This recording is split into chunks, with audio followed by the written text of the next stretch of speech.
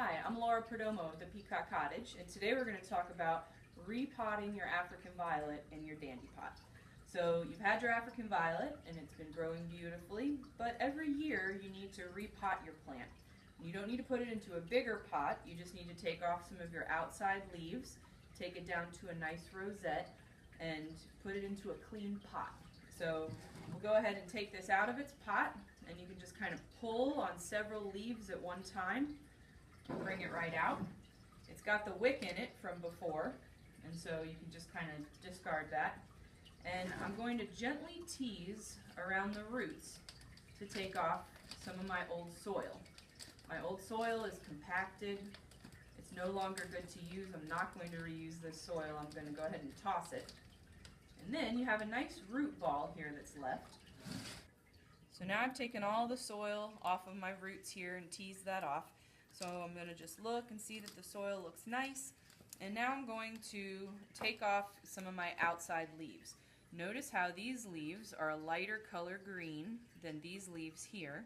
So these leaves are kind of like what we want to take this down to. If we keep these outside leaves on as we repot, it's going to send a lot of energy into keeping these leaves. And we don't really want that. We need energy in root production as well as new leaves coming out from the center. Your violet grows from the center. So we're just going to take these off because they're on their way anyways. So we'll just kind of help them along there. So I'm looking for some symmetry.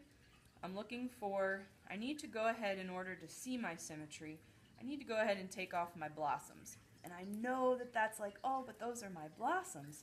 But we need to take it down to where the energy is going to go again toward new growth from the center and new roots. So I'm going to go ahead and take off a lot of my, and I'm just kind of taking them off here at the base.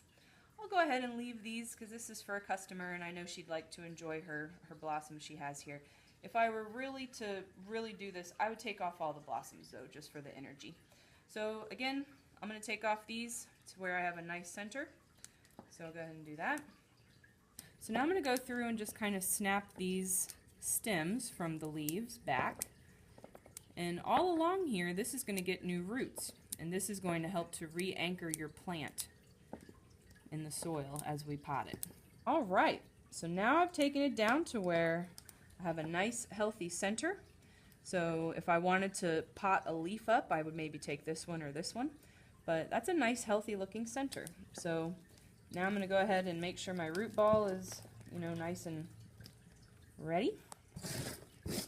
And my pot that I had, I'm going to go ahead and wash that, okay? Because you need to use like a little bit of bleach with your water, or you could use some soap and just wash that, and always use a fresh wick. Alright, so now we're ready to plant our plant into our dandy pot. So we have our soil here. Make sure you start with soil that's moist enough. So if you look at this plant, this is pretty wet compared to the soil here. I want to make this a little bit wetter because if I put it in soil that's dry, the dry soil is going to suck water from my roots. And my plant is already like, what is going on? So I want to make sure that it has as nice of a transition as possible. So notice how my soil is a lot darker now with the water. It's ready to be planted. You don't want it too wet. So alright, so I'm going to take my wick.